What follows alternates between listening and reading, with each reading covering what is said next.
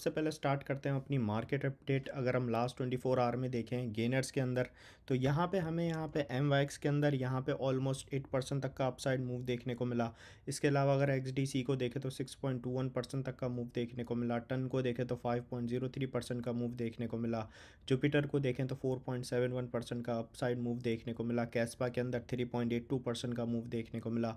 Algo की बात करें तो 3.82% का मूव देखने को मिला। इथीरियम क्लासिक्स में अगर हम देखें तो 3.61% का मूव देखने को मिला। ओकेबी के अंदर 3.61% का मूव देखने को मिला।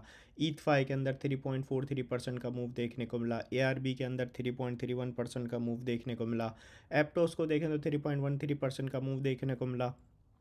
ओपी को देखें तो 3.16% का मूव देखने को मिला।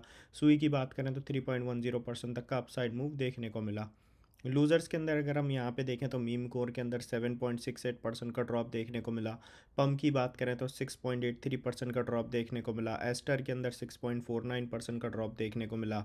मॉर्फो की बात करें तो 6.45% तक का ड्रॉप देखने को मिला। एबी की बात करें तो 5.03% का ड्रॉप देखने को मिला। हाइपर लिक्विड की बात करें तो 3.18% का ड्रॉप देखने को मिला। स्टार्क नेट के अंदर 3.01% तक का ड्रॉप देखने को मिला। ये वो हमारे पास कॉइन है जो लास्ट 24 आवर के अंदर गेनर्स और लूज़र्स के अंदर यहाँ पे रहे हैं। अभी अगर हम टोटल क्रिप्टो मार्केट कैप देखें तो इस वक्त चल रही है 2.98 ट्रिलियन, और लास्ट 24 आवर के अंदर 1.11% इंक्रीज़ हुई है।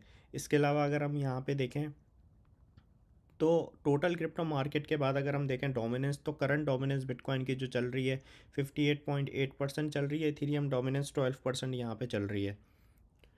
अगर हम यहाँ पे देखें जो टोटल क्रिप्टो मार्केट कैप है, इसका मतलब ये होता है कि दुनिया का कितना पैसा क्रिप्टो करेंसी में लगा हुआ है दुनिया से, तो हम देखें तो 2.98 ट्रिलियन वो लगा हुआ है, जिसमें से 58.8% बिटकॉइन के अंदर है और 12% इथीरियम के अंदर यहाँ पे लगा हुआ है।